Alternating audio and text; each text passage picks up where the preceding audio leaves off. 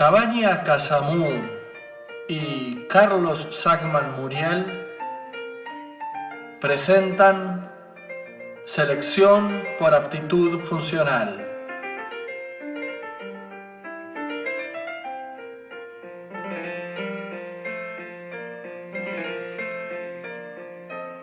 El resultado de un rodeo de cría está dado, en primer término, por la cantidad de terneros que se destetan luego del ciclo anual. Otro factor que sigue en importancia es el peso de esos terneros y, por fin, la conformación que tengan esos animales producidos. De esta forma, ese debiera ser el orden prioritario de los objetivos de selección, es decir, que el principal debe ser el de lograr muchos terneros, preocupándose progresivamente menos en el peso o la conformación que ellos tengan. Lamentablemente no siempre ocurre así y muchas veces se le presta más atención al color del pelaje o la extensión de una mancha blanca, ambas características de trascendencia solo estética, antes de prestarle atención a los factores que realmente dan el resultado económico de la actividad. Aceptada esta premisa, queda de manifiesto la gran importancia que tiene la fertilidad para lograr el objetivo recién comentado. Quisiera destacar que, sin embargo, para lograr buenos índices de eficiencia reproductiva es necesaria la concurrencia de varios factores, todos ellos teniendo la particularidad de poder actuar como cuello de botella. Estos 4 factores son fertilidad, sanidad, nutrición y manejo, todos con su cuota de importancia, por lo que el buen resultado que se logra en un rodeo de cría será debido a la atención pareja de todos ellos. Ahora, en esta demostración, únicamente vamos a considerar el factor de la fertilidad, dando por sentado el principio de la importancia compartida con los otros factores. En términos prácticos, se puede decir que en un rodeo de buena fertilidad, pero insisto, con los otros 3 requisitos recién mencionados bien atendidos, se debe lograr preñez promedio superior al 95-97% con una temporada de 90 días de servicio y la primera aparición de las vaquillonas debe ocurrir a los 2 años. Los toros también deben ser fértiles y activos a tan temprana edad, pudiendo cubrir entre 50 y 70 hembras por temporada cuando son adultos. Los vacunos que cumplen con esos requisitos tienen una cantidad de características en común que ponen de manifiesto su funcionalidad, o sea, que llegaron a esas formas y apariencia por ser realmente productivos.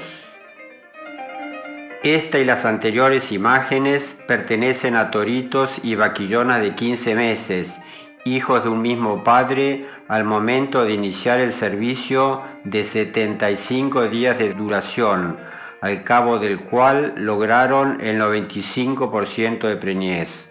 Noten que el estado de las vaquillonas, sin embargo, no es el óptimo.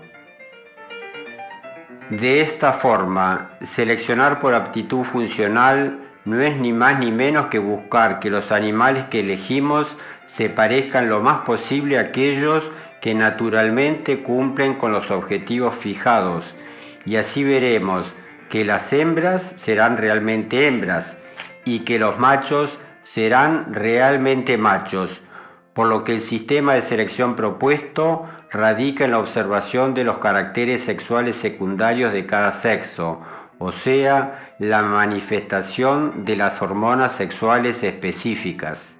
Estas características sexuales secundarias están determinadas, como acabo de manifestar, por la acción de las hormonas sexuales específicas de cada sexo, estrógenos en las hembras y testosterona en los machos, cuya secreción, a su vez, depende del correcto funcionamiento de la principal de las glándulas de secreción interna, cual es la hipófisis. Explicar todo este equilibrio hormonal demandaría mucho tiempo y la tarea sería un tanto ardua y escaparía del objetivo de esta charla. Para la comprensión de lo que enseguida explicaremos, basta saber que la hipófisis es una glándula de secreción interna que está ubicada en el centro de la cabeza en íntimo contacto con el cerebro y que es la que regula, a través de todas las hormonas que produce, muchas de las funciones del organismo y que ese normal o anormal funcionamiento de la hipófisis está determinado genéticamente, o sea, por herencia de sus antecesores. Concepto básico. Es fundamental tener bien claro el siguiente hecho. En el vacuno hay marcado dimorfismo sexual, es decir, que las formas del macho son sensiblemente diferentes de las de la hembra. El producto comercial de la cría vacuna es el novillo, y por ser castrado, éste ha perdido los atributos del sexo. De esta forma, también es diferente al macho entero, y por supuesto, también a la hembra. La experiencia que realizó un científico ruso a principios del siglo XX es muy ilustrativa y muestra la importancia de las hormonas sexuales en la apariencia de un individuo. Arriba a la izquierda se ve un gallo normal con sus formas y plumajes característicos, mientras a su derecha vemos una gallina que tiene formas y plumaje muy diferente con respecto al anterior. El número 3 es un macho castrado y la número 4 es una hembra también castrada. Las diferencias entre sí de estos dos castrados no son tan manifiestas, pero difieren considerablemente de sus originales enteros. Han perdido todos los atributos característicos del sexo. El número 5 es el resultado de haberle injertado ovario de gallina al capón genéticamente masculino de la imagen 3, y el número 6 es lo contrario, o sea, el capón genéticamente hembra de la imagen 4 con injerto de testículo. Así vemos que el injertado con ovario tiene toda la apariencia de una gallina normal a pesar de ser estéril y genéticamente macho, mientras que el injertado con testículo adopta la apariencia de un gallo normal, siendo también estéril y genéticamente femenino.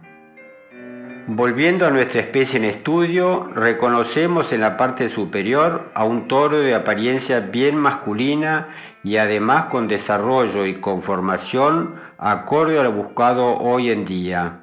Abajo vemos una vaca de iguales características o técnicas, pero muy femenina. Se podría decir que genéticamente ambos animales tienen el mismo potencial de producción, pero solamente difieren en el sexo. Este es el novillo que es dable esperar, hijo del toro y la vaca de la imagen anterior. No tiene apariencia de ninguno de los dos sexos. Es una nueva imagen consecuencia de la ablación de sus testículos a temprana edad. El objetivo comercial de la cría vacuna es la producción de novillos. Sin embargo, hemos visto que ninguno de los antecesores del novillo se parece a él. Con esto, quiero señalar el peligro que entraña seleccionar toros y vacas que se parezcan a los novillos, lo cual lamentablemente es un hecho bastante corriente y fácil de observar durante el juzgamiento en las exposiciones. Lo anterior surgió de la imaginación de un dibujante. Las imágenes que veremos ahora son verídicas. Este es un toro de inconfundible virilidad, característica que luego iremos analizando paso a paso. Apareado con una vaca similar a esta en cuanto a desarrollo y conformación, pero que es esencialmente femenina, característica que luego iremos viendo, dieron un animal de este aspecto que no necesitaría decirlo, es un novillo por habérsele extirpado los testículos a muy temprana edad. Este es el producto final ya terminado hacia donde se orienta la cría vacuna. La apariencia externa de este excelente novillo difiere de la de sus padres, pero sí tienen en común con ellos el desarrollo y la conformación carnicera. Estos dos animales son hijos del mismo toro que recién vimos, ambos de igual edad y crianza, pero castrado el de la derecha y entero el de la izquierda, y podemos ver que son totalmente distintos entre sí. Cuesta creer que sean medio hermanos.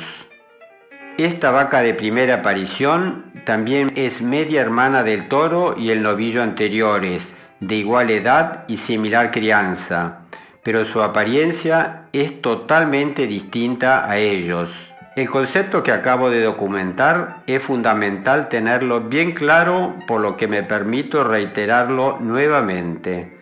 Un toro es un macho entero, una vaca es una hembra entera y un novillo es un macho castrado, todos ellos con apariencia diferente según las hormonas que los modelen, aunque genéticamente pueden tener igual potencial de producción.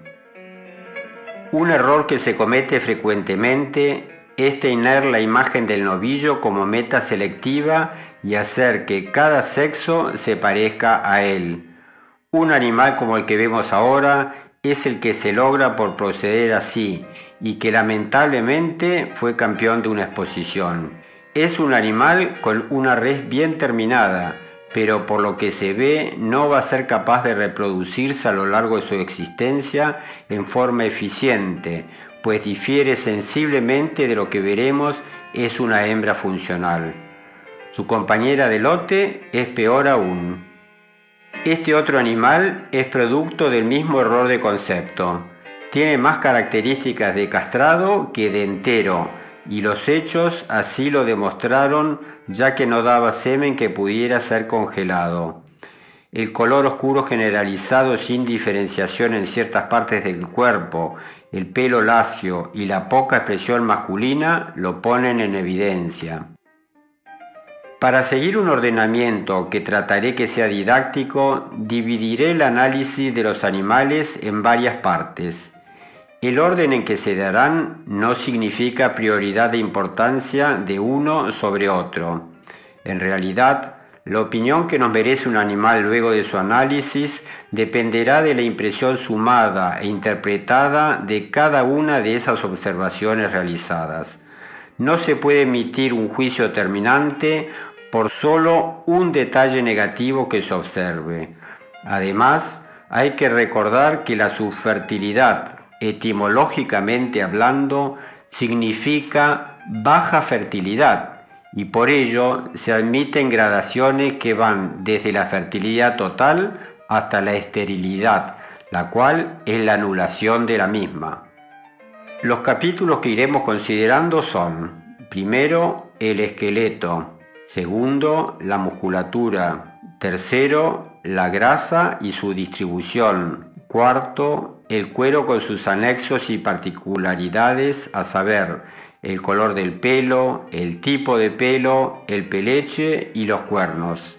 El quinto capítulo será acerca de los genitales externos. El sexto tratará de la ubre, el séptimo de la expresión y el octavo del temperamento y la voz. Las imágenes elegidas para ver en cada capítulo sirven para ilustrar mejor ese tema, pero en muchas de ellas también se podrán observar muchos otros detalles que, para una mejor comprensión, se irán tratando por separado y por ello a veces no haré mención expresa. En el primer capítulo trataremos la observación del esqueleto, el cual es diferente según el animal esté bajo influencias de hormonas sexuales o no. El castrado no tiene ninguna influencia de ellas, el subfértil la tiene parcial y en el macho y la hembra normales la influencia es total. De ahí la gradación en el efecto de dichas hormonas según el grado de desequilibrio endocrino. Los huesos crecen en tamaño por la reproducción de las células que se encuentran en los cartílagos de conjunción, los cuales, por la influencia de las hormonas sexuales, se van transformando en tejido óseo debido a la deposición de sales minerales en ellas. Dichos cartílagos se encuentran en la unión de las epífisis con el cuerpo del hueso. En los animales sexualmente maduros, la osificación de dicho cartílago es total y de esta forma el tamaño de los huesos ya no cambia más luego de alcanzada la madurez sexual. Por el contrario, en el animal subfértil y por supuesto en el castrado, la osificación se sigue produciendo pero muy lentamente y nunca en forma total. Por ello, el crecimiento de los huesos continúa durante toda la vida. Esto es prueba de lo anterior. A la izquierda, la escápula y el metacarpo de una vaca que en 12 años tuvo 8 terneros, y a la derecha, los mismos huesos de una propia hermana que nunca parió en 12 años. Todas las dimensiones de los huesos de la primera son menores que las de la segunda, incluso el peso. El crecimiento continuo que se produce en los huesos de un animal subfértil, en este caso una hembra, modifica sensiblemente las formas con respecto a otro de buena fertilidad. Las apófisis espinosas de las vértebras siguen creciendo y de esta forma la altura de la cruz es mayor. Además, en animales desequilibrados, la cruz no está formada por la terminación armónica de las dos escápulas y dichas apófisis espinosas, sino que éstas sobrepasan a aquellas. Las costillas y el esternón también siguen creciendo y así, esta zona angosta y relativamente liviana en la vaca fértil se hace muy ancha y cambia la imagen de perfil que tiene la hembra funcional, la cual es más grande en el tren posterior. Debido al crecimiento excesivo de todos los huesos de esta zona, los ángulos normales de ellos se modifican. En el animal subfértil, la escápula se hace más oblicua y el húmero o hueso del brazo se hace más horizontal. Este mayor crecimiento de los huesos se ve acompañado por mayor deposición de grasa y desarrollo muscular, por lo que todas las proporciones de esta zona del animal subfértil son mucho mayores que las de otro normalmente equilibrado. Este animal es una hembra Free Martin de 5 años de edad.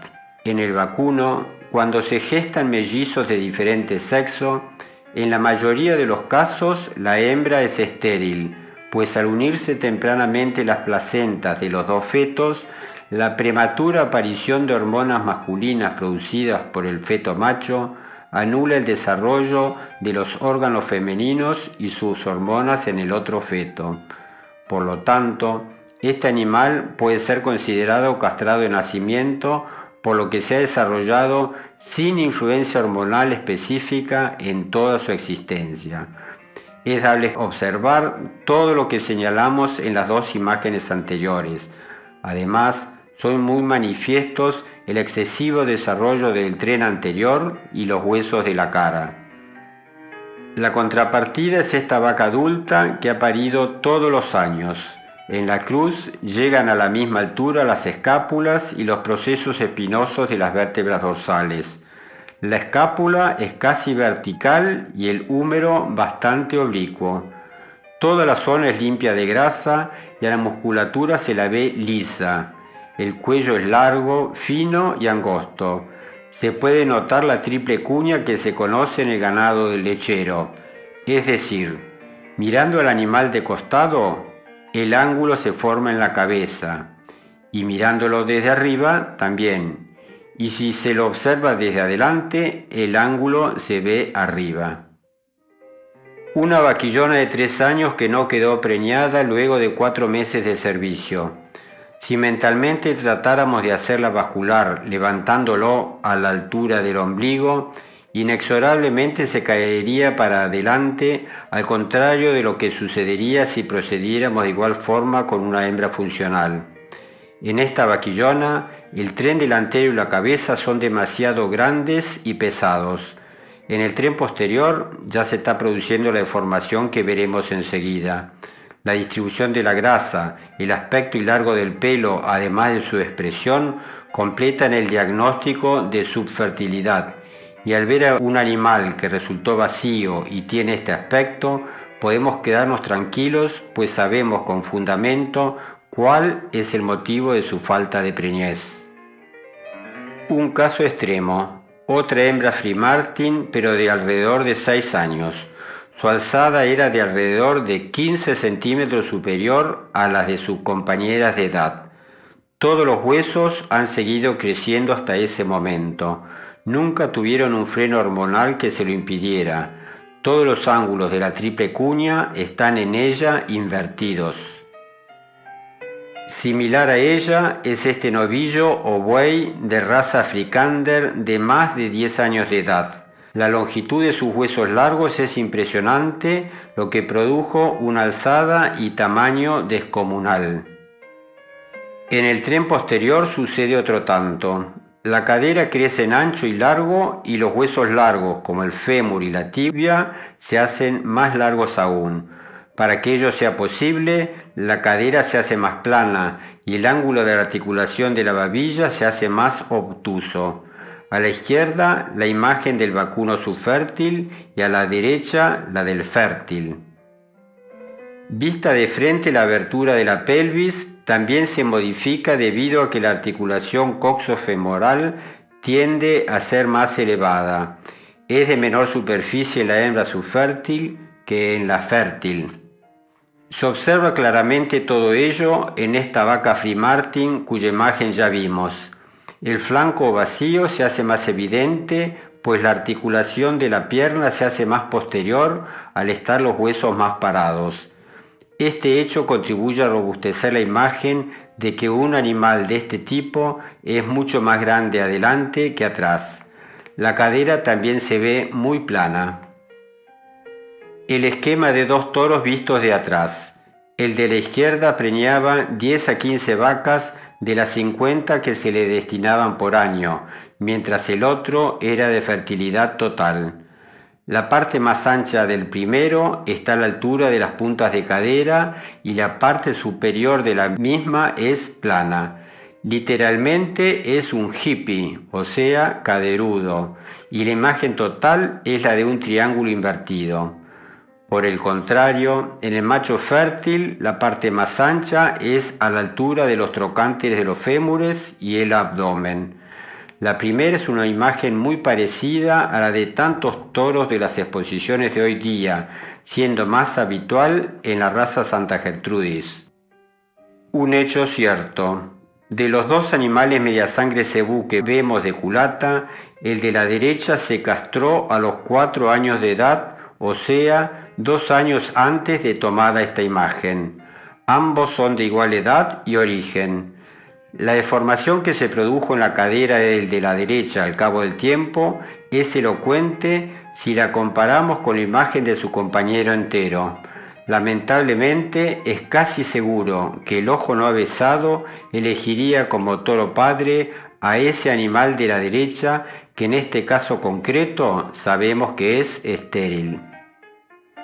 2 animales, hermanos de parte de padre, de igual edad y crianza. El de la izquierda fue castrado a temprana edad.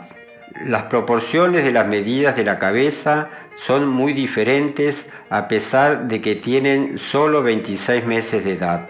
El color, el grosor del pelo, la distribución de la grasa y el aspecto de la musculatura completan el cuadro y documentan patéticamente lo que estamos tratando de señalar. Toritos pardo suizo de 2 años de edad.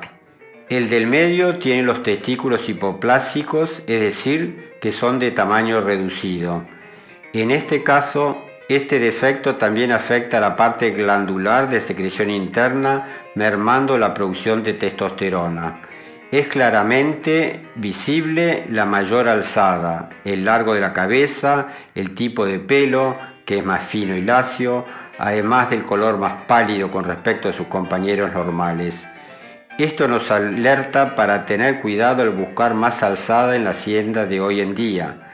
Esta característica debe ir unida a signos inequívocos de su integridad hormonal. Prueba de ello nos la da esta imagen de dos gemelos idénticos, hechos novillo a temprana edad del de la izquierda y cuya alzada es muy superior a la del entero. Esta vaquillona de 3 años quedó vacía luego de la normal temporada de servicio. Por lo que se ve en esta imagen, se puede predecir el grado máximo de infertilidad. Se trataría de un animal estéril. La deformación del esqueleto es excesiva a consecuencia de la escasa o nula acción de estrógenos durante su existencia. Todo lo que hemos ido señalando que se produce en el esqueleto de una hembra subfértil está acá patéticamente representado, además del color y el largo y tamaño de los cuernos. Esta hembra cuartasangre cebú quedó vacía luego de haber parido una vez. Ante la imagen de un animal así, es razonable pensar que el motivo de su vacuidad es su propia subfertilidad. La mandíbula está excesivamente desarrollada y es muy pesada. La cruz es muy alto y da la impresión de que el cuello es mucho más voluminoso. A la altura de la verija también se ve la transformación comentada. Todo el animal está cargado de grasa y tiene mucho pelo, sobre todo por tener sangre cebú. En esta vaquillona de raza pardo suizo, el futuro productivo es fácil de pronosticar que será muy bajo debido a que no hay ninguna manifestación de actividad ovárica. Los huesos están creciendo sin freno de ninguna especie. Una vaca charolais de 8 años constituye la antítesis de muchas hembras subfértiles de las que llevamos vistas hasta ahora. La cruz es nítida y está a igual altura de los huesos de la cadera. El pecho es de reducidas proporciones, síntoma de que la osificación terminó tempranamente. Si imaginariamente le hiciéramos bascular desde el ombligo, se caería hacia atrás, pues están el abdomen, los órganos genitales y el tren posterior bien desarrollados. Acá la triple cuña es bien evidente. La diferencia entre un animal productor de carne y uno de leche debiera estar dada solamente por su especialización. El de carne es más musculoso y tiene más grasa de cobertura, mientras que el de leche, por su orientación funcional, la musculatura y la grasa no pueden ser tan abundantes. Por lo demás, el biotipo de ambos, si son realmente eficientemente productivos, es similar, lo que lo iremos viendo constantemente. Es el segundo capítulo que analizaremos. Independientemente de la cantidad de músculo que tenga un animal, lo cual está genéticamente determinado, hay diferencias sensibles entre los dos sexos. El macho tiene más músculo que la hembra. El novillo tiene menos músculo que el macho entero, pero más que la hembra. Esta es la que menos tiene. La testosterona hipertrofia los músculos, o sea que los agranda. Además, los endurece y les hace tener menos grasa intersticial. A consecuencia de ello, se diferencian nítidamente unos de otros, no solo al caminar, sino también al estar el animal en estación. En este espléndido exponente media sangre cebú, ello es bien manifiesto y serviría para dar una clase de anatomía topográfica. Tal es la independencia que muestran los diferentes planos musculares entre sí. Estos dos toros sirven para comparar. En el primero son visibles todos los músculos superficiales hasta en sus más mínimos detalles, los de la pierna, los del cuarto, los del lomo, los intercostales, el trapecio de la base del cuello, etcétera, etcétera. Mientras que en el otro ninguno de esos detalles es visible. Además, en este último se pueden ver algunos signos de su subfertilidad, incluso el incipiente prolapso de la mucosa prepudicial y la demora en el peleche. En la hembra, los estrógenos producen el efecto contrario. Los músculos son más lisos y con mayor cantidad de grasa intersticial. Esta vaca posee una gran musculatura, pero por ser bien femenina, el estrógeno que producen sus ovarios hace que los músculos no se diferencien entre sí. El cuello permanece fino, chato, suave, lo que le da un aspecto elegante. Un toro chianina muy masculino en el que se notan nítidamente la separación entre las diferentes masas musculares. Cuando un toro es muy masculino, aparenta ser mucho más musculoso que lo que en realidad es, debido a la hipertrofia que experimenta su musculatura por acción de la testosterona. Lo comprobamos cuando vemos la transmisión de esta característica a sus hijos hechos novillos, que por ser castrados tienen alrededor de un 7% menos que si fueran enteros. En las próximas 5 imágenes trataré de demostrar que la apariencia de la musculatura está condicionada por el sexo y para ello me sirvo de casos reales. Los distintos cortes carniceros como ser el peseto, la bola de lomo, el matambre, la tapa de asado, la paleta, el azotillo, etcétera, etcétera, de este toro están tan claros como para que un principiante se anime a efectuar cada corte. No se puede dudar de su virilidad. Esta vaca de 10 años es tal vez más musculosa que el toro anterior, pero de alta fertilidad y funcionalidad. Siempre se preñó de primera inseminación y sus intervalos entre partos son de 360 días, siendo el peso de sus hijos al destete el 12% superior al promedio de su lote. Este hijo suyo con el toro que vimos, por ser macho, tiene los músculos tan nítidos como los de su padre. Esta hembra es hija del mismo toro y la misma vaca que acabamos de ver, pero su musculatura, tan abundante como la de su hermano, adopta otra apariencia condicionada por su sexo. Este novillo es también hijo del primer toro. A pesar de ser macho, sus músculos no se hipertrofian, pues falta la acción de la hormona sexual específica. Este animal recientemente importado de Estados Unidos se compró como dador de semen, pero ante la sorpresa de sus compradores no cumplió con su objetivo a pesar de los denodados esfuerzos que se hicieron para ello. Si aún mantienen en su memoria la imagen del novillo anterior, verán que este animal es más parecido a él que cualquiera de los toros que llevamos vistos. Su musculatura es abundante, pero denota no tener influencia alguna de testosterona, por lo cual se la ve lisa y de aspecto blando. Otro tanto puede observarse en este animal cuyo gran desequilibrio hormonal es fácilmente apreciable. Sin embargo, por haber ganado una prueba de crecimiento en una universidad de Estados Unidos, es usado como padre de plantel.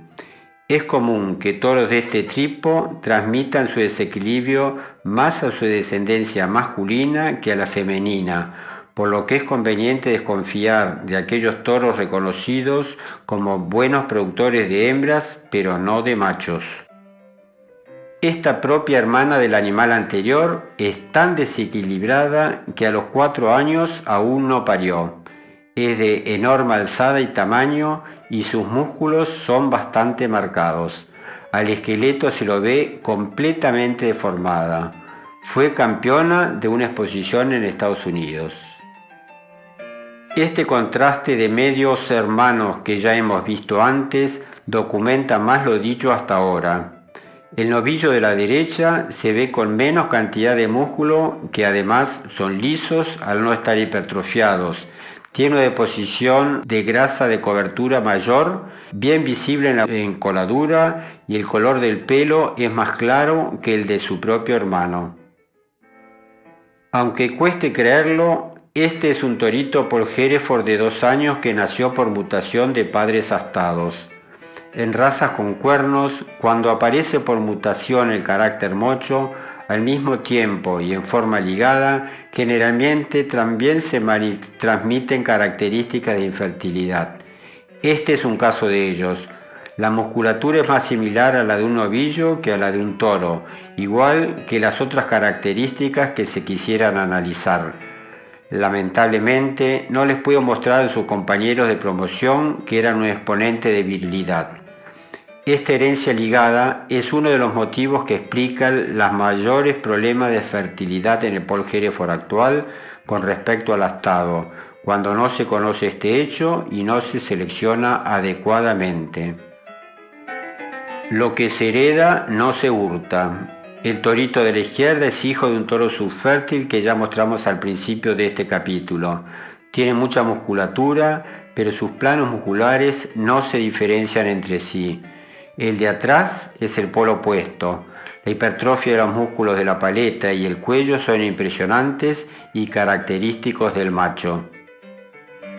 Este animal fue toro hasta los 5 años, pero hace un año de esta toma fue castrado y se ve claramente cómo la musculatura se le ha atrofiado, siendo más evidente en el cuello y pecho. Al mismo tiempo se lo nota con más grasa y cobertura que a uno entero. El pelo también se ve modificado. La hipertrofia muscular de este toro se la conoce con el nombre de Coulthard o doble músculo y está determinada por un factor genético presente en razas continentales que al mismo tiempo produce esterilidad en el 95% de las hembras portadoras y el 50% de los machos. Transmitir esta característica es una aberración a la que se llega el hombre en la selección cuando busca de trasponer los límites que fija la fisiología. Se justifica esta búsqueda por el gran valor de carnicería que tienen reses de este tipo. Si se lograra que la musculatura de la hembra tuviera la misma apariencia que la del macho, sería a costa de hacerle perder fertilidad, pues se le cambiaría el equilibrio endocrino, donde tendría preponderancia la testosterona sobre los estrógenos. Esta vaca de musculatura sensacional, pero de aspecto duro, no se preñó en la temporada anterior de servicios. En el tercer capítulo a analizar veremos la grasa y su distribución. Algo de ello ya fuimos viendo. Está influida por el sexo. La hembra deposita más grasa que el macho, especialmente en el cinturón pelviano y a nivel subcutáneo e intersticial. El macho maduro y equilibrado es más magro que la hembra. El novillo se parece mucho más a la hembra que el macho en la distribución de la grasa. El toro, aunque esté en muy buen estado, nunca tiene acúmulos de grasa. Ella se distribuye en forma pareja por todo el cuerpo y nunca en exceso. El animal siempre está cómodo, en un modo de decir, con su estado de gordura. Así se lo ve a este excelente reproductor de 10 años de edad. Otro tanto ocurre en la hembra, donde observamos lo mismo. Esta vaca está en perfecto estado nutricional, pero sin embargo la grasa está bien distribuida y se la ve realmente como un depósito, en el sentido de que está disponible para su aprovechamiento para transformarse en leche para el ternero y en energía en momentos de carencia forrajera. Un caso extremo. Un toro de 4 años que seguramente nunca ejerció correctamente su rol. En el caso de la grasa que ahora nos ocupa, la vemos depositada en la cadera como si se tratara de una hembra y en acúmulos groseros. La cola no resalta nítidamente, sino que está cubierta de grasa. En el pecho, cuello y costillar se observa lo mismo. Al margen de lo anterior, el esqueleto se ve deformado y aún en crecimiento. Los músculos no están hipertrofiados, el pelecho es incompleto y la coloración no está diferenciada. El aparato genital es rudimentario. Los polizones de esta vaca nos hablan de su subfertilidad y mala producción. Aunque el estado desmejore, los polizones seguirán casi sin disminuir de tamaño. La vulva y la ubre, que casi no se nota, pasan a ser adornos en lugar de ser órganos de funciones precisas e importantes. Si la virilidad de este toro fuera intachable, hubiera sido imposible engordarlo de esta manera. Se diría que perdió la línea, pero ello fue posible pues su sistema endocrino está desequilibrado y no se produce testosterona en cantidad suficiente para que regule la sobrealimentación. Todo lo observable en este animal, como ser los cuernos, el color del pelaje, el tipo de pelo y la expresión indolente, confirman la suposición del desequilibrio comentado. Una prueba palpable del efecto de la testosterona. Estos animales ya los vimos, castrado, aunque de adulto el del frente, y entero su medio hermano de la misma edad y crianza atrás. Al castrado se lo ve mucho más engrasado, sobre todo a nivel subcutáneo, que al de atrás. Seguramente en una exposición se hubiera premiado al del frente, pues llena más el ojo y para muchos es más lindo. De esta forma se galardonan toros castrados. Hoy en día, en que se buscan animales magros y se les mide el espesor de la grasa, no se tiene en cuenta que el toro realmente masculino será más magro que el subfértil, y eso es fácil de advertir a simple vista. Esta vaca está en su segundo mes de lactancia, pero su ubre no se ve y no es excusa de que esté tapada por una pata. Concuerda con los inalterables depósitos de grasa en la cadera, lomo y pecho. Esta vaca subfértil, si se reproduce todos los años y así lo ha hecho hasta ahora, es debido a que todos los días de su vida ha comido trébol a boca llena y los fitoestrógenos de la planta suplen la producción de los estrógenos naturales que los ovarios debieran producir. Aunque un poco oscura, esta imagen es ilustrativa. A la izquierda, una hembra de 4 años que nunca parió, y a la derecha una de 10 años que parió normalmente.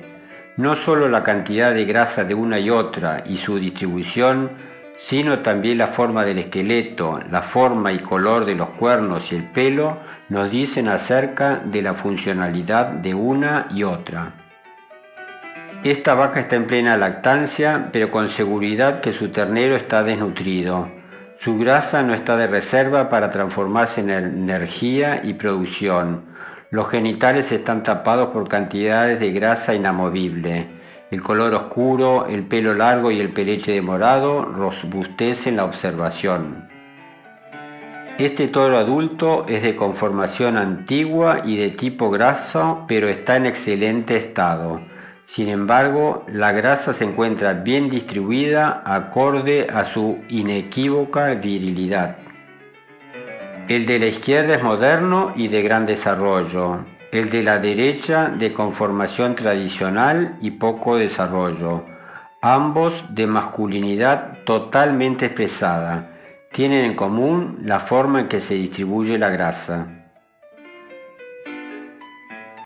Datos muy valiosos para la evaluación de la funcionalidad de un vacuno nos da la observación del cuero y sus anexos. La haremos ordenadamente. Analizaremos primero el color del pelo, viendo las diferencias naturales en cada sexo y su variación en los animales subfértiles. Luego observaremos el tipo de pelo con sus diversas variaciones a lo largo del año. En tercer término, analizaremos el peleche, o sea, la capacidad de mudar pronto el pelo de invierno cuando comienza la primavera. Por fin, observaremos los cuernos solamente visibles en razas o animales astados. El color del pelo será lo primero a observar. En razas cuya coloración no es totalmente negra o blanca, esta característica es por sí sola la de mayor importancia como indicadora de la funcionalidad del individuo. El macho es de tonalidad más oscura que la hembra a partir de la pubertad. Dentro de esta tonalidad oscura, y esto es lo fundamental, hay zonas más oscuras aún y corresponden a la cabeza, el cuello, el pecho, las paletas y brazuelos y la parte inferior del costillar, vientre y cuarto posterior, mientras que el resto del cuerpo es netamente más claro que las zonas que mencionamos, o sea, el lomo, costillar y grupa. La hembra es más clara que el macho y permanece siempre así. Esta vaca es propia hermana del toro anterior y vemos de qué diferente tonalidad es. La hembra es más clara incluso luego de la pubertad. No hay zonas diferenciadas. Todas estas diferencias de tonalidad de la coloración son únicamente y de manera exclusiva debido a las hormonas de cada sexo. Tratar de que machos y hembras sean de igual tonalidad de coloración es suicida. En invierno, y especialmente si las vacas están secas, la tonalidad clara es algo más oscura que en verano, pero siempre uniforme, sin diferenciación. Ello es debido a la menor cantidad de gonadotrofinas de ese momento, a consecuencia de la menor cantidad de luz de esa estación. Ya habíamos visto que las gonadotrofinas son las hormonas que segrega la hipófisis para estimular específicamente a los ovarios y testículos para que a su vez produzcan estrógenos y testosterona. En todas las razas, a excepción de las de color blanco o negro, es dable observar las diferencias de tonalidad entre los sexos. En el macho también ocurre lo que en las hembras en invierno, es decir, que las zonas oscuras se hacen menos evidentes, pero cuando las horas luz se alargan, el fenómeno se hace bien visible. La imagen de este excelente toro de 11 años data del mes de septiembre. Todas estas vacas han parido todos los años, de ahí su tonalidad clara y uniforme. Concuerda con todo lo que ya llevamos visto hasta el momento. Ahora resulta fácil decir sin temor a equivocarse cuál es el toro y cuáles son las hembras sin ver sus órganos genitales. A esta polarización de color se llega simplemente haciendo selección por aptitud funcional.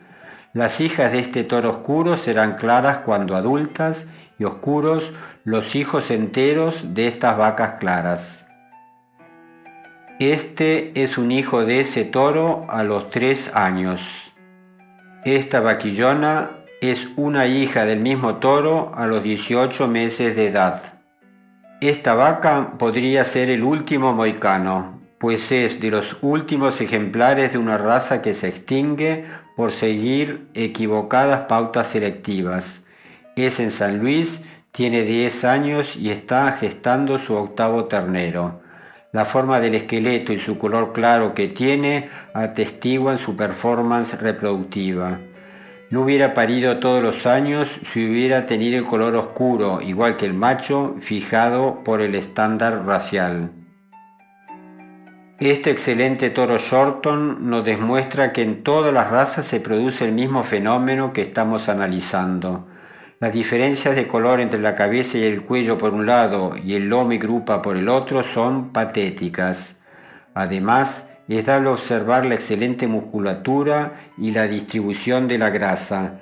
Se la ve bien repartida y la cola emerge nítidamente.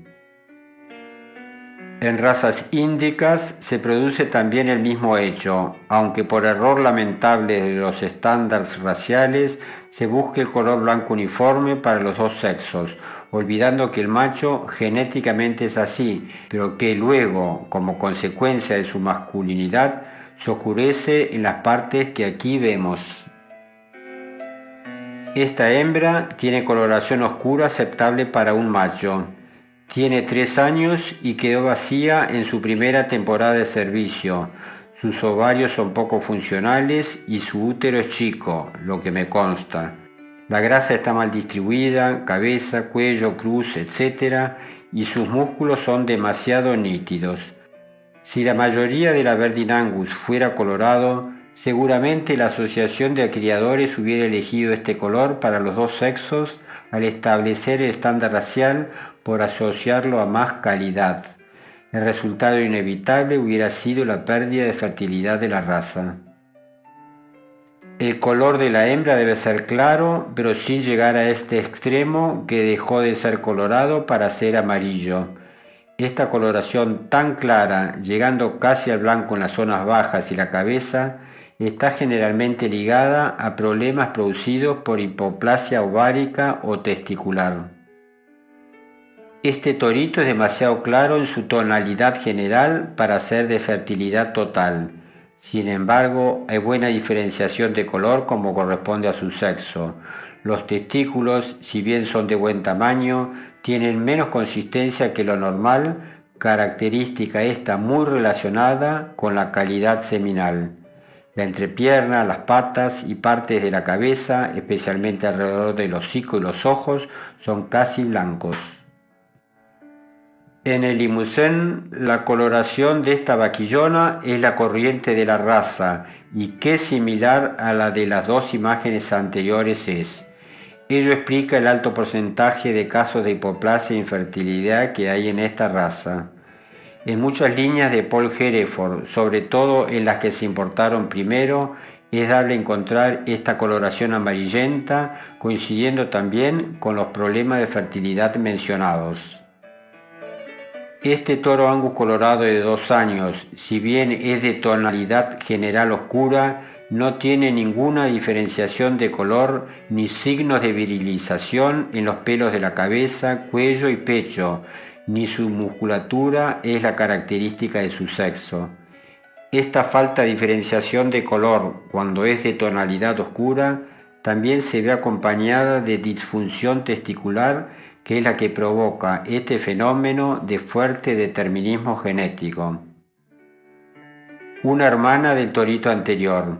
Si fuera colorada, sería oscura como casi todos los de su familia, pero en esta vaquillona ya hay suficientes signos que delatan su subfertilidad. Pelo largo a pesar de ser fin de verano, cruz alta y falta de expresión femenina es lo más manifiesto. Esta vaquillona, que fue campeona de su raza recientemente, es demasiado oscura, tiene un ombligo demasiado evidente y una alzada excesiva, sobre todo a nivel de la cruz. Todo ello nos induce a pensar que no será un vientre muy funcional. Es completamente diferente de la vaca joven que vemos de culata. Esta ternera es hija de un toro subfértil que se usó por gusto del dueño y avalado por una línea de pedigrí ganadora de exposiciones. El resultado de la producción de este toro corroboró la teoría. Desde temprana edad ya se le puede augurar el mal futuro reproductivo que tendrá. El color oscuro, además del largo y el tipo de pelo, son elocuentes. Ya dijimos que al nacer el color de ambos sexos es el mismo. Estos terneros son todos hermanos, hijos de un toro muy masculino. Son de igual tonalidad a pesar de haber diferentes sexos. Al año de edad y al cambiar el pelo, el nuevo aparece más oscuro y la diferencia de color con sus hermanas es fácilmente observable. Todos los otros atributos de la masculinidad incipiente de este torito comienzan a aparecer, mientras que las hermanas hembras permanecen de tonalidad clara y con evidencias claras de su femineidad. Esta y las 11 imágenes que seguirán abundan el mismo tema. Los animales son media sangre Angus colorado con Nelore. Al nacimiento y primeros meses el color es el mismo en cada sexo. Acá una hembra colorado claro. Este macho del mismo color no se diferencia de sus hermanas. Este otro tiene el gen negruzco que le da las rayas características del barcino. Sin embargo, aún es de tonalidad clara. Tal vez sea una ternera y su color es claro uniforme. Un macho de igual determinismo genético. Al destete, las hembras siguen de tonalidades claras, aunque hay de colores barcinos, blancos y colorados. Esta es de color uniforme, pero tonalidad clara. Mientras los machos ya empezaron a demostrar signos de masculinidad por el vigor híbrido y la precocidad sexual heredada del Angus colorado. Este barcino ya está casi totalmente virilizado y sus rayas oscuras ya se unieron y le han dado color negro en las zonas donde la coloración de los machos se hace más oscuro. Este colorado claro ya ha hecho su diferenciación de color. Su expresión además es indicativa del sexo. Mientras tanto, estos de colores claros quedaron indiferenciados. Serán de menos fertilidad que los dos precedentes, Ni la forma, ni la musculatura o la expresión que tienen son de macho total. Incluso el de la izquierda puede verse el prepucio y ombligo más largos que en los otros, manifestación de cierto grado de su fertilidad que oportunamente analizaremos. Este tipo de animal sería el que se obtendría si se lograra fijar la igualdad de color para ambos sexos. Evidentemente sería a costa de perder fertilidad. A los 30 meses ya están completamente virilizados y con todas las características propias del sexo totalmente manifiestas, mientras que las hembras de igual edad, ya preñadas, siguen siendo de tonalidades claras dentro de los colores variados. La segunda característica del cuero del animal que ahora analizaremos es el tipo de pelo, que puede ser corto o largo y grueso o fino. Existen variaciones naturales a lo largo del año y en cada sexo. Este exponente de masculinidad fue fotografiado en octubre, cuando prácticamente ya tiene todo su pelo de verano brillante por todo el cuerpo. El largo y el grosor varían según de la zona donde estén. Es más grueso y largo en aquellas zonas que vimos son naturalmente de tonalidad más subidas, es decir, en la cabeza, el cuello y el pecho, siendo más corto y fino en el resto del cuerpo. Dentro de cada una de esas zonas, el grosor y el largo son uniformes. En las zonas donde es largo está enrulado, pero los rulos son todos del mismo tipo. A este respecto hay una cierta variación racial e individual, e incluso se encuentran toros bien masculinos como el que estamos viendo que casi no tienen rulos, pero el pelo en esa zona es más grueso que en el resto del cuerpo. Todo lo anterior es bien visible en este toro Shorton fotografiado también en octubre. El largo, el grosor y el enrulamiento en las zonas oscuras es más manifiesto que en el anterior. Este animal es un exponente de lo que debiera ser un toro de esta raza. Por cierto, muy diferente del que es dable observar en las exposiciones actuales. En invierno, las diferencias en el tipo de pelo en las distintas zonas del cuerpo son menos evidentes, pero siempre existen. Ocurre lo mismo que con la diferenciación del color. Ello también se debe a la influencia estimulante que la luz ejerce sobre la hipófisis, la cual, como consecuencia, segrega hormonas gonadotróficas, que son las que provocan la producción de las hormonas sexuales, que en último término, como ya vimos, son las responsables de la apariencia de un animal. Se ha encontrado y medido la correlación inversa entre la cantidad de gonadotrofinas y el largo del pelo, o sea que cuando el pelo es muy largo es debido a que hay menos gonadotrofinas en circulación. Ello es natural que ocurra en invierno, pues las horas luz son escasas, al igual que la luminosidad. Fuera de esta época, el pelo largo indica un desequilibrio hormonal, que es lo que los estándares raciales de nuestras razas más comunes trata de fijar por seguir una pauta estética desligada de la realidad productiva. El pelo largo y lacio de este animal genéticamente masculino nos habla a las claras de su grave desequilibrio hormonal, que seguramente lo hace estéril. Por un determinismo genético, este toro tiene en invierno el pelo igual a otros que lo logran así por el uso oportuno de la máquina y la tijera. Son sus hormonas masculinas las que determinan el diferente largo y grosor en las dos zonas del cuerpo. Observen que todo el tronco es más largo que el pelo de verano, pero siempre más corto que en la cabeza, el cuello y el pecho. Insisto en lo que ya hemos dicho, y lo que aún falta mostrar es dable de observar en todas las razas vacunas, si bien con algunas particularidades. Este es un excelente toro pardo suizo, donde el enrulamiento, largo y grosor del pelo en las zonas oscuras es bien evidente. En latitudes más al norte que Buenos Aires y en las subtropicales, las diferencias en el largo de pelos en verano e invierno son menos evidentes que más al sur. Esta foto es en el norte de Córdoba en el mes de julio. El pelaje es como de verano. Características como la que vemos indican la perfecta adaptación al medio, lo que se traducirá en mayor rusticidad y por ello en mejor producción.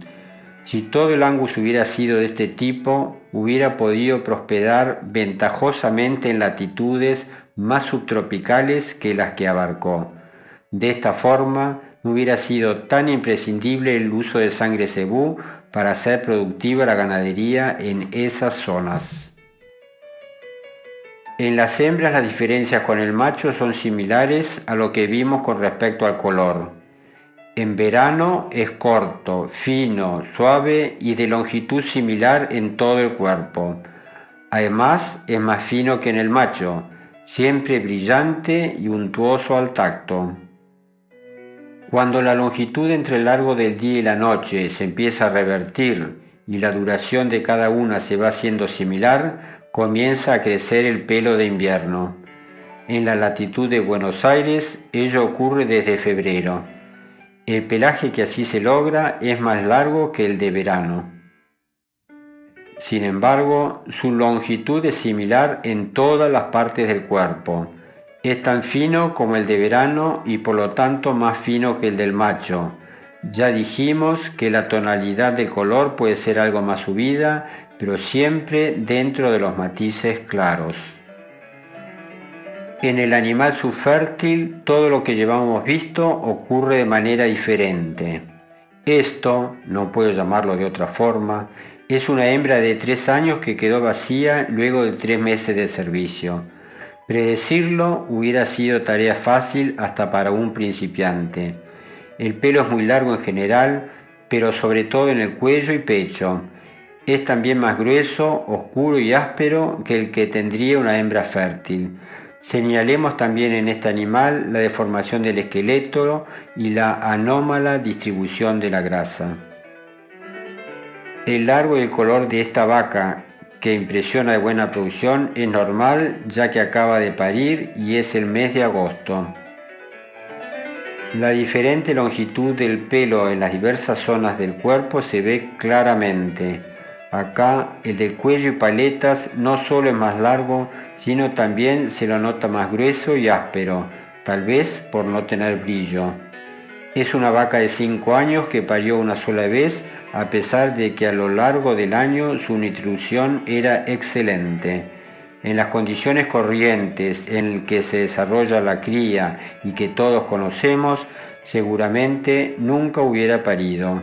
La grasa también se ve anormalmente distribuida. En el mismo campo y oportunidad, una vaca de 12 años que había parido 10 terneros, pelo corto, de color claro, fino y brillante. Lo rizado de ciertas zonas son características raciales. Todas las formas del animal atestiguan su performance reproductiva. Es el mes de marzo y esta vaca joven que quedó vacía ya tiene el pelo largo como si se tratara de pleno invierno. Además, es de longitud desuniforme, de tonalidad muy oscura. El contraste con sus compañeras es bien evidente y se lo ve áspero y opaco. No hay duda que solamente la subfertilidad de ella es la responsable de su vacuidad. Pelo muy largo en general, pero excesivamente en el cuello y pecho. Además, muy desuniforme. Todo lo que observamos nos indica que se trata de una hembra subfértil. En este caso, la reproducción es posible por la excelente alimentación que recibe a lo largo del año, alfalfa y praderas con trébol.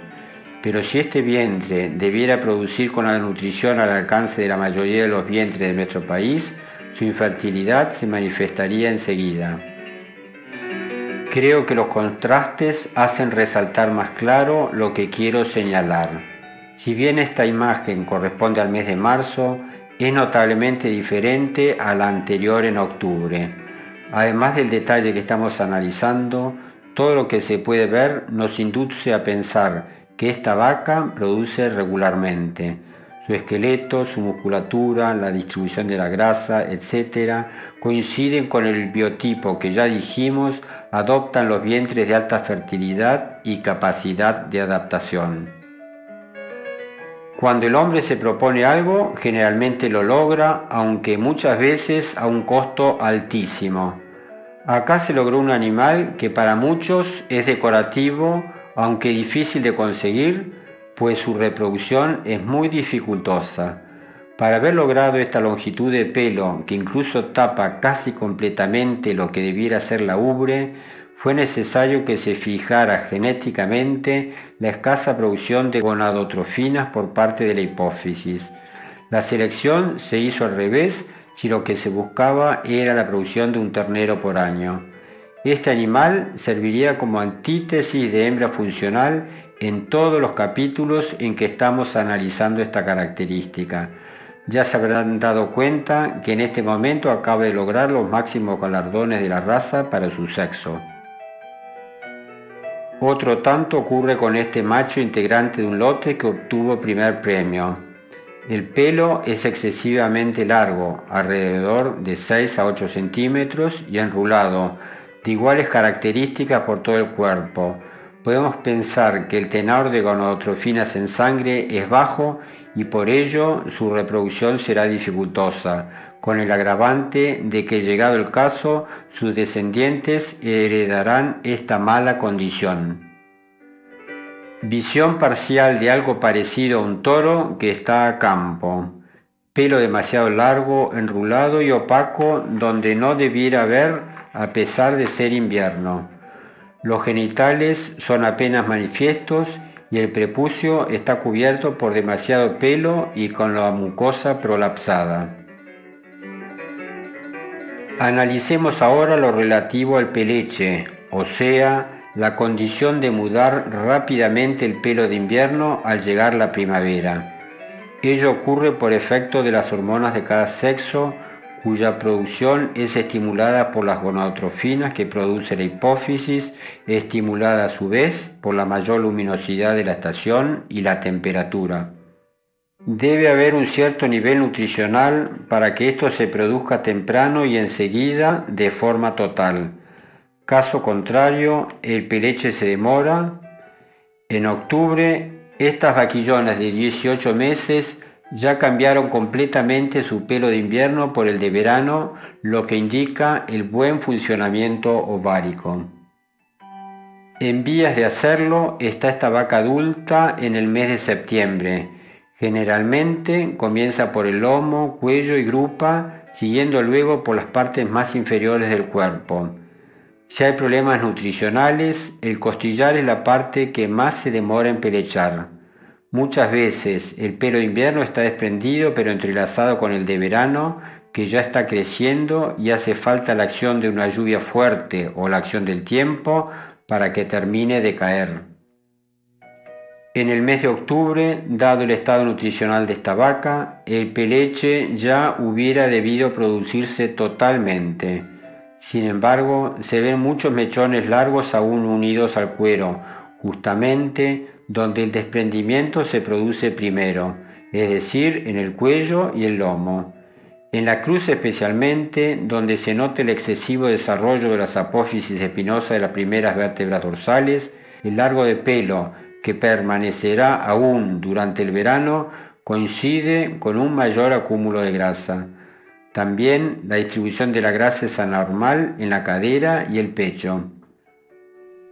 A fines de septiembre y en la misma zona y oportunidad, todas estas vaquillonas de 2 años han completado el peleche en forma total. Son la segunda generación de un rodeo donde se hace selección por aptitud funcional. Aprovecho para señalar que aunque aún están sin seleccionar, ya se ve la uniformidad de color que se ha obtenido. Esta vaca subfértil tiene su peleche de morado, ya que sus compañeras de lote lo han completado totalmente. Es irregular y solo en mechones.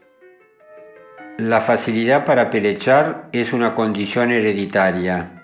Las 3 o 4 vaquillonas de 18 meses que acá se ven sin pelechar son hermanas de padre logradas por inseminación. Contrastan claramente con sus compañeras de edad que han tenido igual crianza.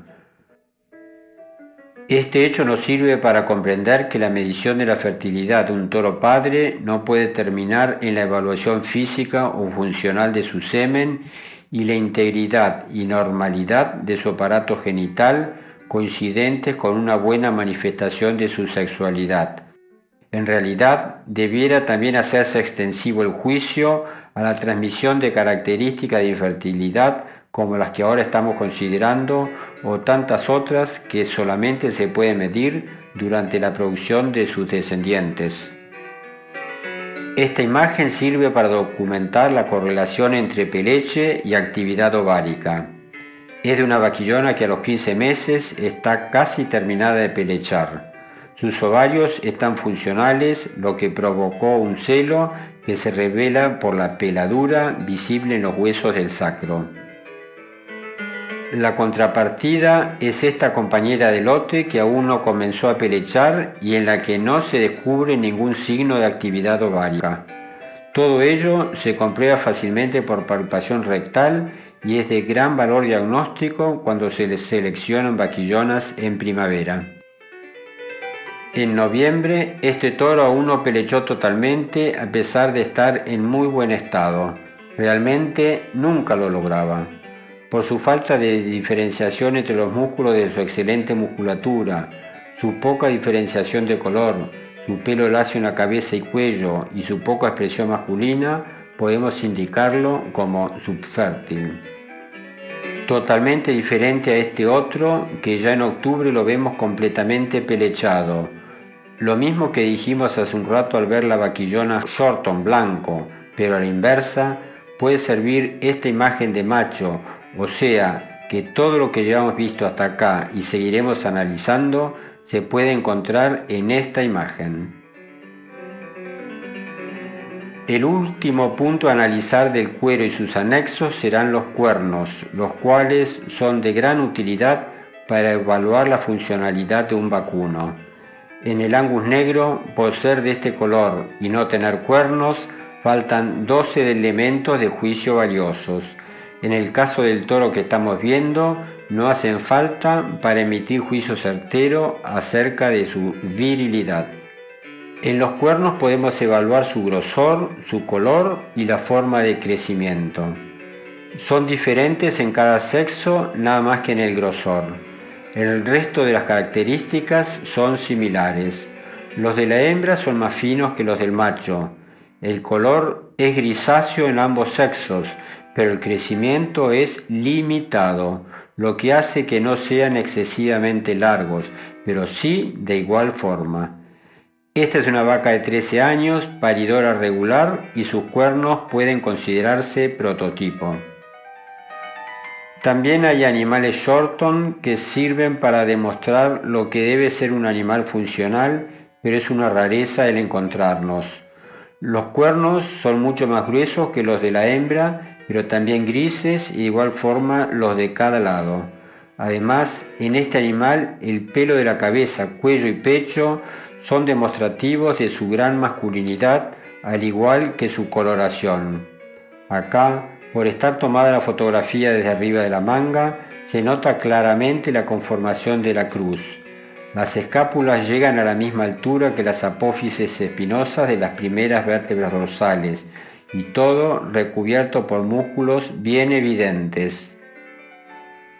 En este exponente de poca funcionalidad, los cuernos son muy ilustrativos. Son demasiado largos para una hembra de 6 a 7 años de edad. El crecimiento se sigue produciendo sin haber ningún freno hormonal que los modele. Ocurre igual que para los huesos largos. Al ser tan largos, son proporcionalmente más finos y frágiles. La forma es diferente cada uno y el color es más blanquecino que lo normal. Esta es una vaca de 13 años de una raza criolla africana que parió todos los años. El grosor, el color y el crecimiento limitado son iguales a los de la primera vaca Hereford que vimos al iniciar este capítulo. solamente varían en la forma con respecto a aquella, lo cual es una particularidad racial. Estos dos hermanos son de raza afrikaner y de alrededor de 10 años de edad. El de la derecha está castrado. Es notable la diferencia entre los cuernos de ambos. Los del castrado son más largos, de crecimiento indefinido, más finos y de diferente forma los de ambos lados. Es también de destacar la mayor alzada y tamaño con respecto al macho entero debido a la ausencia de testosterona, que es la que frena el desarrollo excesivo de huesos y cuernos. Los cuernos de esta vaca son similares a los del buey que acabamos de ver, desiguales en forma, con crecimiento continuo y color blanquecino, con zonas que parecen marfil. El excesivo crecimiento de los huesos de la cara y mandíbula, además de los de la cruz, completan el cuadro de su fertilidad. Había quedado vacía luego de una temporada de servicio de 4 meses. Este toro cruza Shorthorn es un exponente de masculinidad. Tiene alrededor de 9 años, pero sus cuernos no crecen más. Ambos son de la misma forma y grosor, siendo la conformación característica. Esta hembra, además de lo que nos dicen sus cuernos, es dable observar todo lo negativo que llevamos señalado para parecerse a un vientre funcional. El color blanco, casi marfil de estos cuernos es el que casi todas las razas astadas figura como ideal en el estándar racial. Al igual que el pelo largo y lacio de otros animales y que ya señalamos, si se fijara genéticamente esta característica, sería a costa de perder fertilidad, pues ese color se debe a falta de testosterona o estrógeno según el sexo que se trate. Estos cuernos son gruesos, blanquecinos y casi rectos, lo que indica que serán de un crecimiento sostenido. No pueden pertenecer a un vientre con elevada eficiencia reproductiva. Acá los dos son exactamente iguales en forma, color, tamaño y posición. Nadie los modeló jamás. La testosterona únicamente se encargó de hacerlo. La falta natural de cuernos y el color racialmente predominantemente negro, unidos a cierta idiosincrasia especial, considero que es el motivo por el cual es la raza más fértil de las comúnmente en uso, y explico el porqué. Si la raza hubiera sido con cuernos y predominantemente colorada, casi inexorablemente se hubieran favorecido los animales con cuernos blancos y color colorado de tonalidad subida, como generalmente se ha hecho en otras razas, interpretando que estos animales son de más calidad, usando este término en un concepto ambiguo cuando esa palabra debiera ser sinónimo de productividad. En el 5º capítulo analizaremos los genitales externos, prestando especial atención a los del macho, pues prácticamente todo su aparato genital tiene acceso a nuestra inspección ocular. En cambio, el aparato genital de la hembra, salvo su parte final, solamente puede ser analizado por un veterinario mediante palpación rectal, brindando dicha maniobra información de gran valor diagnóstico. Exponente de lo que debe ser el aparato genital del macho. Testículos grandes, de forma ovoide, ambos iguales, con consistencia de órgano que funciona, lo que determina fácilmente por palpación. En la parte inferior son muy nítidas, grandes, separadas del testículo y de igual forma las perillas, o sea, las colas de los epidídimos donde se almacena y madura el semen. Estos órganos están recubiertos por el escroto, que es de piel fina, muy vascularizada y con arrugas que denotan su constante funcionamiento como órgano termorregulador, manteniendo constante la temperatura a lo largo del año, contrayéndose o relajándose según sea necesario. Esta función está ayudada por los músculos cremaster, que ascienden los testículos en la temporada fría o durante el ejercicio violento para evitar traumatismos. La piel del escroto está recubierta por pocos pelos gruesos, lo que favorece la rápida ventilación. La abertura prepucial es reducida y está protegida por pelos gruesos en todo su borde. Toda la zona pudenda es nítida y con poco pelo. Así se mantiene este toro a pesar de ser invierno. Casi la antítesis de las dos imágenes anteriores. Si la fábrica es mala, así será su producción. Los testículos son excesivamente chicos e impresionan blandos. Los epidídimos no se notan. El escroto está cubierto por mucho pelo fino y por otros más largos, pero finos y lacios que vienen desde el cuello del mismo. La verga y la abertura prepucial no denotan funcionalidad. Evidentemente, la producción de testosterona es escasa, lo que determina la coloración oscura generalizada del pelaje y el largo del mismo, con seguridad que sus cuernos y ese astado son blancos. En el testículo hay dos tipos de tejido glandular. Uno produce los espermatozoides, que son la base del semen. El otro tejido produce la testosterona, que es segregada directamente a la sangre. Ambos tejidos son independientes, pero está interrelacionado su funcionamiento. En este toro se deduce que ambas partes funcionan bien.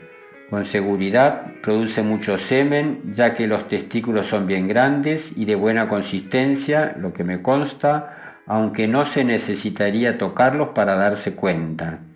Además, la producción de testosterona es normal, lo que le da al animal la apariencia inequívocamente masculina. Toda la zona pudenda de este toro es poco clara y de escaso desarrollo sus órganos.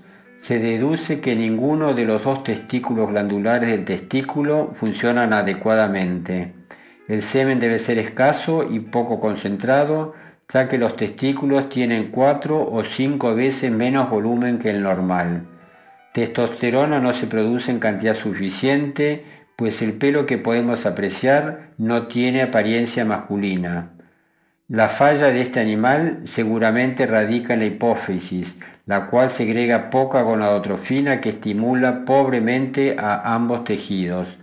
Esta disfunción hipofisiaria posiblemente ya tiene determinismo genético y a ella se llegó por seguir pautas selectivas equivocadas. Qué diferente es esta imagen de la anterior a pesar de haber sido obtenida en la misma exposición. Se podría pensar que son especies distintas. Se notan bien los músculos cremaster, las colas de los epidídimos y los pocos pelos gruesos que recubren el escroto. La adecuada secreción de testosterona se evidencia en el pelo corto y grueso de toda la zona y el resto del cuerpo. El prepucio también denota estar cumpliendo una función importante, cual es la protección de la verga. Relativamente grandes, pero desiguales en tamaño, forma y posición, son los testículos de este toro desequilibrado, cuya imagen entera ya vimos. Además, son de aspecto blando y están pasivamente descendidos. Los epidídimos son chicos y las colas están muy pegadas al testículo y el medial. Al ombligo se lo ve demasiado evidente. No hay relación entre el volumen testicular y el corporal. Son muy chicos, blandos y redondeados, sin epidídimos manifiestos. Seguramente es de fertilidad reducida. A este toro ya lo vimos al comienzo de este capítulo, pero de costado. La imagen posterior nos da la misma idea de masculinidad que aquella. El pelo es grueso y relativamente corto a pesar de ser invierno. La parte más ancha está a la altura de los trocánteres de los fémures y no hay acúmulos de grasa a los costados de la cola o en otra parte. Los genitales se ven nítidos y funcionales, libres de exceso de pelo. En el mismo rodeo y oportunidad que el anterior toro. El testículo derecho es mucho más chico que el izquierdo y el escroto, aunque bien arrugado, es de piel muy rosada y suave y no tiene ningún pelo característico que lo recubra. A la altura de las puntas de cadera está la parte más ancha de su tren posterior. El pelo es muy fino, largo y lacio y hay acúmulos de grasa en toda la zona pudenda. Las arrugas de la entrepierna indican que hubo aún más grasa depositada allí. Este animal a los 14 años aún seguía produciendo semen de buena calidad para inseminar. Concuerda con lo que se ve de la fábrica, que es de grandes proporciones y muy buena apariencia. Triste imagen del aparato genital de otro toro, campeón de una exposición y que lamentablemente es muy común hoy en día, sobre todo en esta raza. La pérdida de fertilidad es evidente. Para recuperarla sería necesario dejar de lado las características de belleza desligadas de la realidad productiva y arbitrariamente establecidas. No hay correlación del tamaño del animal y el volumen testicular. Además, en el escroto se ven proporcionalmente muchos pelos, tal vez debido a que no está estirado debidamente por los órganos que debe albergar. Las colas del epidídimo no se notan, la coloración es demasiado clara para un macho. Parecido este toro en su apariencia debieran ser los machos Santa Gertrudis. Este toro es bastante parecido a todos los buenos toros de todas las razas que ya hemos ido viendo. El denominador común de todos ellos es la gran fertilidad. En este caso, y a pesar de tener sangre índica, hasta el prepucio es de reducidas proporciones. Los testículos son grandes, de buena consistencia y con un escroto funcional. Este tipo de animal es más corriente hoy en día. El prepucio es muy grande, aunque los hay más grandes aún, que prácticamente empiezan en el pecho. La mucosa prepucial está prolapsada y propensa a heridas. Pero se puede operar, diría más de uno. Siendo así, no tendría problema mecánico para servir, pero reproduciría su disfunción hormonal. Ya vimos en una imagen anterior que esa operación se hace innecesaria al aumentar su fertilidad. En el lote donde se usaba este toro, junto con otros, nunca nació un ternero cruza, prueba de su indolencia e infertilidad. Hoy en día es dable observar animales angus con ombligos muy grandes como consecuencia del uso de muchos animales subfértiles new type. En este ternero, dicha condición es incipiente, pero se encuentran ejemplares en que el ombligo y prepucio son mucho más manifiestos aún. Esta es la consecuencia final del problema señalado, la inflamación crónica de la mucosa prepucial, lo cual impide el acoplamiento. Pero observen ustedes dónde está la madre del borrego. Los testículos son relativamente chicos y blandos y los pezones rudimentarios están hiperdesarrollados. Todo ello indica una disfunción hormonal grave. Este toro Brahman tiene tal diferenciación de color que hasta su escroto es más oscuro. Los testículos son grandes y bien conformados. El prepucio tiene una abertura reducida y es bastante chico, con músculos retractores que lo gobiernan perfectamente. En cambio, este otro podría ser su antítesis. Tiene prepucio enorme, sin gobierno de los músculos retractores, testículos chicos y blandos, pezones rudimentarios agrandados, etc. Como vemos, en todas las razas podemos actualmente encontrar las buenas y las malas características. Para mejorarlas, solamente es necesario hacer una adecuada selección y tener mayor objetividad de conocimientos. Equivalente al prepucio de los machos es el ombligo de las hembras. En hembras de origen británico y europeo no hace relieve a menos que haya habido una infección o bichera durante la etapa perinatal. En las con sangre cebú es normalmente más manifiesto, pero nunca debiera llegar al extremo de esta imagen. Acá, además, son indicativos de infertilidad el color oscuro del pelaje, la desuniformidad en el largo del pelo y los pelos largos y gruesos que tapan totalmente los pezones, que además son de escaso desarrollo. La zona umbilical libre de pliegues y todas las otras características visibles de esta vaquillona brangus nos hablan de su correcto equilibrio endocrino. En el caso de las hembras, la vulva debe ser grande en correlación con el tamaño de los otros órganos del mismo aparato y que siguen para adelante y ser bien nítida, haciendo relieve de las zonas vecinas sin excesos de grasa que la cubra. La piel es suave, cubierta con pocos pelos. Acá la vemos que sobrepasa el ancho de la cola. La vulva es un órgano con funciones precisas, no es un adorno. En esta otra vaca es de reducidas dimensiones y está confundida con la grasa de las adyacencias. Muchas vaquillonas con abertura vulvar reducida tienen problemas al parir por ese motivo. Un detalle más de la funcionalidad de esta vaca de primera aparición nos lo da el tamaño de su vulva. Esta imagen corresponde a una hembra con disfunción hormonal con predominio de hormonas masculinas. Por ello, le ha crecido más de la cuenta el clítoris, que es el órgano equivalente al pene del macho y que normalmente es de reducidas proporciones en el vacuno.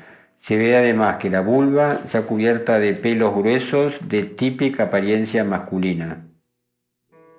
La palpación rectal es una técnica que muchas veces brinda información definitoria de la fertilidad de una hembra. Así es posible determinar el tamaño, la integridad y funcionalidad de cada órgano, especialmente de los ovarios, completando así el juicio acerca de una hembra. En el sexto capítulo analizaremos a la ubre. Si un objetivo productivo es obtener terneros pesados al destete, la ubre de sus madres deberá producir leche en abundancia para que sus hijos puedan manifestar plenamente su potencial genético. En general, hay una correlación positiva entre fertilidad y capacidad lechera en el ganado de carne, pero sin embargo hay diferencias sensibles entre el tamaño de las ubres de las vacas fértiles.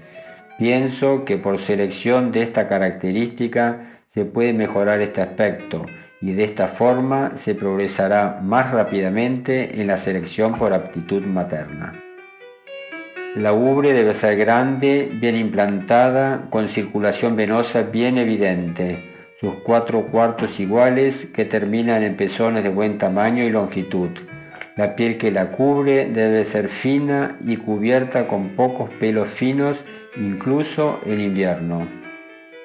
Su producción debe permanecer activa hasta el sexto o séptimo mes de lactancia para luego decaer cuando la nueva preñez se va desarrollando.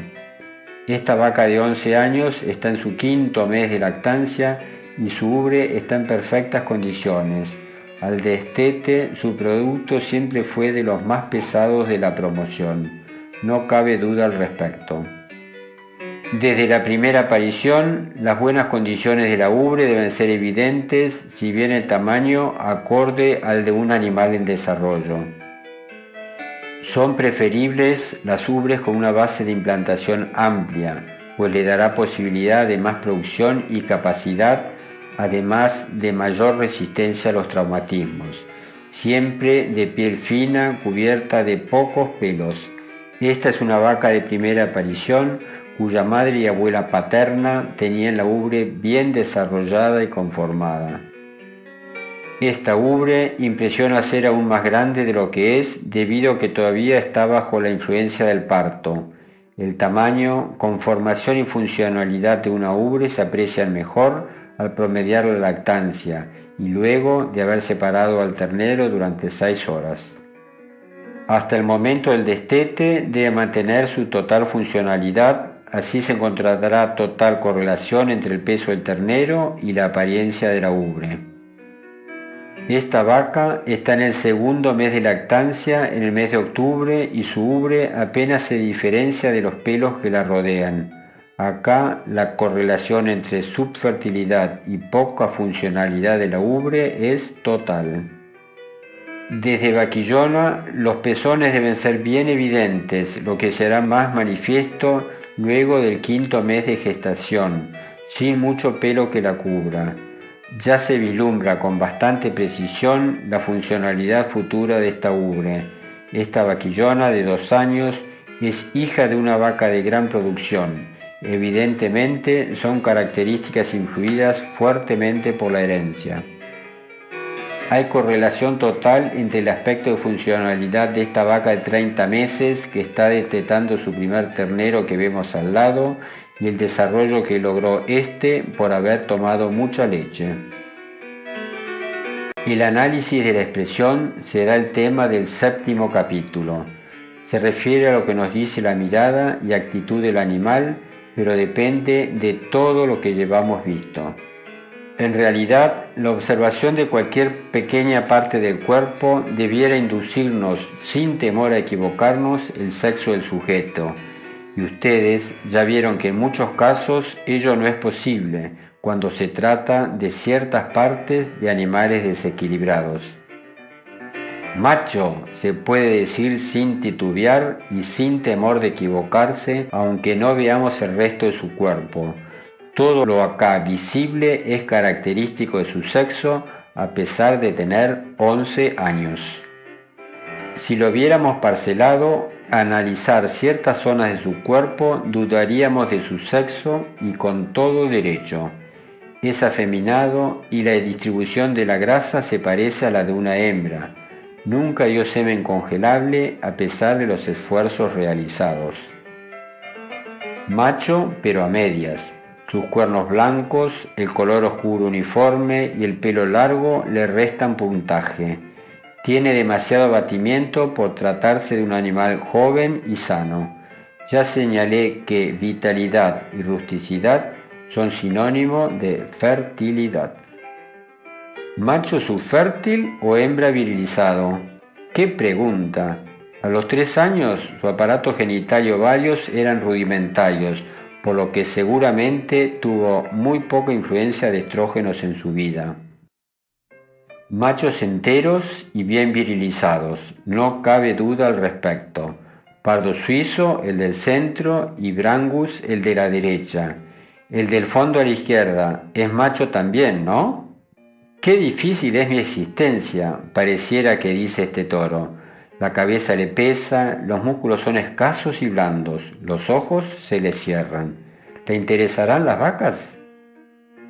Con su mirada a la distancia, pareciera que este toro controlara todo a su alrededor y sin embargo es en invierno cuando toda la naturaleza está en receso. ¡Qué cómoda la cama de pasto que me prepararon!, pareciera que dice este otro ejemplar. ¿Para qué me habrá pateado ese señor que quería que me levantara y recién vino con una máquina de fotos? Yo no le hice caso, estoy tan bien así. Acá estoy yo. Cuenten conmigo para preñar 70 vacas en 2 meses, afirma este toro y es muy fácil creerle. Mi obra en la vida es haber producido 12 buenos hijos. Incluso a uno lo usaron como principal toro del plantel durante 3 años. Ahora ya tengo 14 años y me estoy cansando un poco de tanto trabajar. Ya casi no tengo dientes para comer y se pregunta, ¿algún día me darán la jubilación? ¿Qué calor voy a tener con tanto pelo durante el verano?, comenta esta vaquillona y sigue. ¿Qué podría hacer para que se me caiga? Escuché comentar que mamá vivía siempre sofocada y que yo fui su única hija. Y termina, pero estoy orgullosa de tener muchos parientes famosos ganadores de exposiciones. Con mucho orgullo dice esta vaca adulta, en mis cuernos quedaron las marcas de todos los hijos que tuve debido a la exigencia de cada lactancia. Perdí la cuenta de cuántos eran, pero creo que fueron más de 10, ya que el último resultó tan bueno que será padre de plantel. Soy una hembra de 4 años y de chica vi la foto de un ovillo. Me gustó tanto su expresión ambigua y el largo de su pelo que siempre traté de imitarlo. Me llama la atención que nunca pude preñarme. ¿Usted podría ayudarme a saber cuál sería el motivo? El último capítulo está muy ligado al anterior. No tengo grabada la voz de un macho y de una hembra, pero confío en que todos ustedes distinguen perfectamente el sonido que emiten un toro, una vaca y un novillo. Y también habrán oído balar a una vaca como si fuera un toro, y un toro parecido a un novillo. Y a los novillos, si se les aplican ciertas sustancias que favorecen el engorde, muchas veces les cambia el sonido de la voz. Todo lo anterior es debido a la acción de las hormonas características de cada sexo en la laringe, y las alteraciones del sonido normal indican disfunción del equilibrio endocrino que debe existir para la buena producción.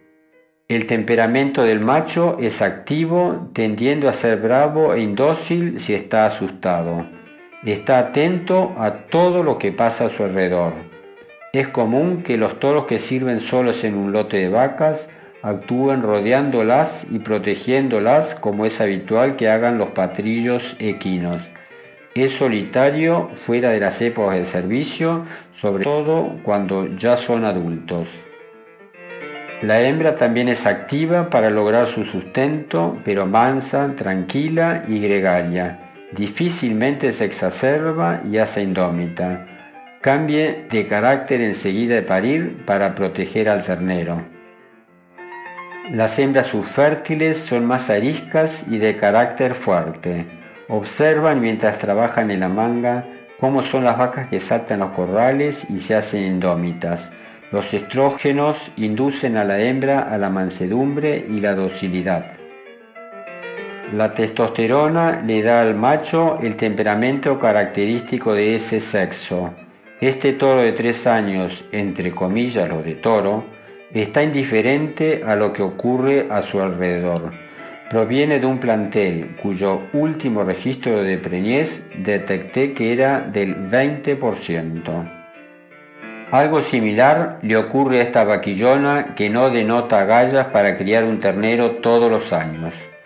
Cuando el vacuno tiene el sistema endocrino bien equilibrado, está más cómodo o bien adaptado a ese ambiente y por ello es fértil. Esto está correlacionado a mayor rusticidad y posiblemente a longevidad. Abúnico e indolente es el temperamento de esta vaquillona con su futuro productivo tan comprometido. El novillo perdió totalmente las condiciones temperamentales del macho. Es gregario e indiferente. Quisiera terminar esta disertación mostrándoles una vaca que a los 25 años destetó su última ternera, que acá la vemos de 5 meses. De formato del mismo tipo de esta debieran ser las hembras que cualquier estándar racial proponga criar. Si así fuera, cada raza iría progresando en productividad. Nada más, muchas gracias por haber llegado hasta acá.